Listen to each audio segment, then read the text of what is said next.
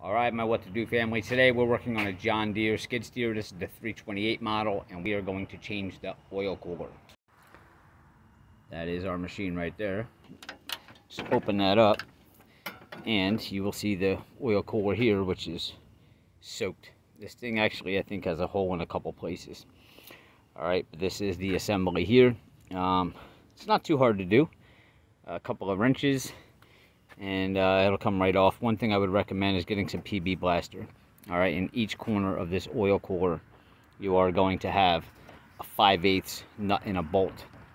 And these machines, they see a lot of dirt, and these things get a lot of really rusted up here, so they're going to be really tight getting off. So I would go around if you have time and soak them all and then come back to them. But what you want to do is get a 5/8 socket underneath if you can, and a wrench on top as a holdback, or vice versa. And you want to crack all them loose. The hardest one's going to be the one in this corner, because you kind of don't have a whole lot of room. Be careful when you're turning this one, you don't smash into this radiator, or you're going to have a whole nother set of problems. So be very careful. If you have to, put something here to guard that, if the case that wrench slips when you're doing this top one. Bottom ones, not so bad. Just put your hold back up top, so you're not pushing towards the radiator, and your wrench below, so you actually below the radiator if you slip. All right, and I would definitely recommend wearing gloves, because if you do slip, you're hitting nothing but metal and steel here, and it's a knuckle buster. All right, so we're gonna go ahead and remove those four, and then we'll go ahead up here to our hoses. I left the bolts in there and just took the nuts off, only because when I do these hoses now, when I go to, because these are going to be rather tight on you, so when you're cranking on these, you're going to end up pulling this whole oil cooler down onto the ground. So you kind of leave these bolts in here just to keep it in place until we can get these free. These here, I'm going to use two adjustables, but I think this is this one here, I think it's at least 1.5 inches. But what you want to do with these is this part coming out of the oil cooler here. All right, you want to put one adjustable on there. All right, so that's gonna, when I pry up, that's gonna hold that in place. Because what'll happen if you don't put that there and you go to try to loosen this, well, even though this cooler's bad, you're gonna bend this and snap this or whatever. But we'll take the other adjustable and we'll put it on here. All right, now these, like I said, are gonna be rather tight, and they're not reverse thread, so you're actually gonna push up. And when I push, actually that is really tight, and I brought a leverage bar out here, so I'm going to put this leverage bar on there, but when I pull up on that, that other adjustable is going to hold that in place. I'm going to push up,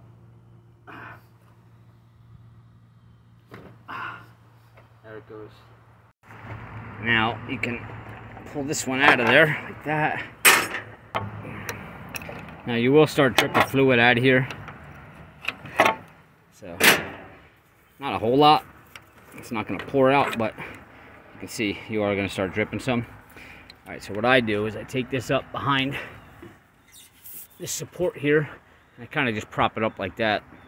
Alright, now we're going to do the same thing with this one on the inside. We're going to put our adjustable on this, and we're going to probably need the breaker bar to turn this one to the left. There it goes. And that one's off. And we'll set it up behind that support with that one. Alright, so pretty much now that whole cooler is ready to come out. It's just being held in by these bolts, and this is where you want to be prepared. Once you start pulling these bolts out, that thing's going to want to start falling forward. And it's not extremely heavy, but it is heavy. And definitely don't be wearing white pants when you do it, because you are going to get some oil on you. So be prepared to hold this in with your legs while you take the top two bolts out, because it's going to want to come forward. And then you're going to have to hold it with your hand while you take the bottom two bolts out.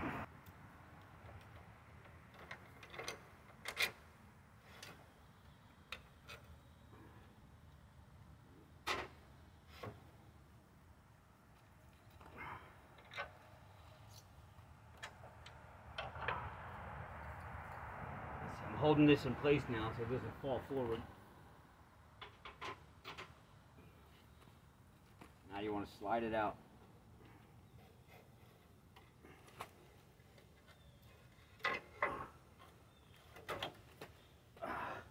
Just like that.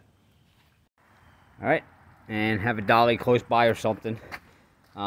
Set it down on there. I gotta check if the new one comes with this top plate here or not.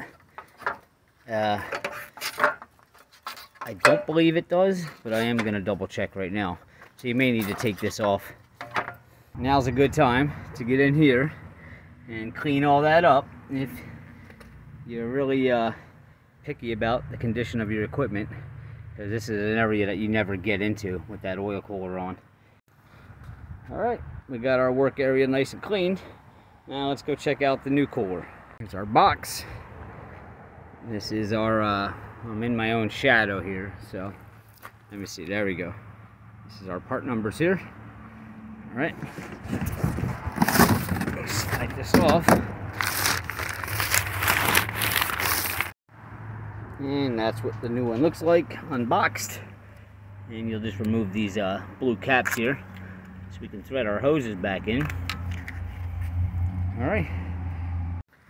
So our new one did not have this plate up top here, which I didn't think it did. So I just went ahead and pulled it off the old one. It's really simple to get off. Basically, you're just gonna turn the thing sideways, and it'll come off of those. Okay, now before we lift it up, just take note. You see these little square notch outs here? Okay, they're gonna be on each side of the back of this cooler.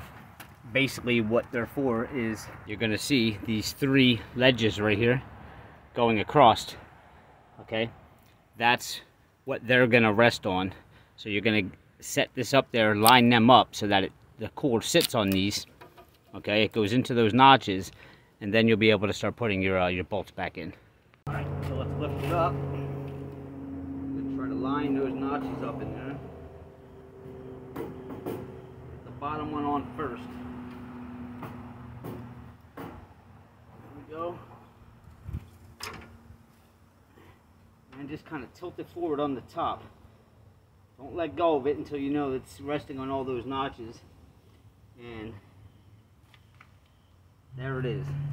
And grab your first bolt, have it nearby so you can get your first bolt in there, kind of hold this thing in place.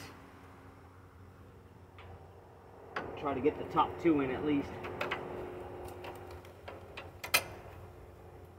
There we go. That'll kind of hold it in place for you. Now you can go ahead and get your bottom bolts, put them on, and tighten those back up. You may want to wait on those. Just leave them in to kind of hold the radiator. And maybe put your hoses on first. Make sure these go in okay, because if they don't, and you need to pull this out to get those hoses in, then you don't have to unbolt these. So I would just put the bolts in to secure this without putting the nuts on. Alright, so I got my hoses wrenched back on here now. One thing you want to do, and you're going to be tempted to do, is when you're tightening this with your wrench, don't forget to put a hold back here. And you're going to be tempted to try to tighten this, but what's going to happen, especially, it was okay with taking the old one out. The new one, you're going to end up bending this and breaking this brand new cooler here, and you're going to end up having to buy a new one. So make sure you put the hold back on here and tighten this, and make sure you're not bending this at all. But for the most part, you can get these really tight by hand, and then it's almost just a couple little, even just 1/2 of a turn is all that'll be left to tighten these. All right, so just take note of that. And that's it. Don't forget to tighten your bolts up, and that's how you install the oil cooler on the John Deere 328 skid steer. It's also going to come with this new foam right here. I only needed the one piece right here that was, I mean, you can see a lot of this is a little bit old, but it's still there. But basically you just take a scraper and you scrape the old one off, and this comes with double-sided tape on it. And I just put one on that side. And of course, make sure you top off all your fluids, and just go over everything. Make sure that everything is tight and secure and stuff. So, but it's a pretty simple job. All right, guys, please hit subscribe below, give me a like, and I'll see you next time.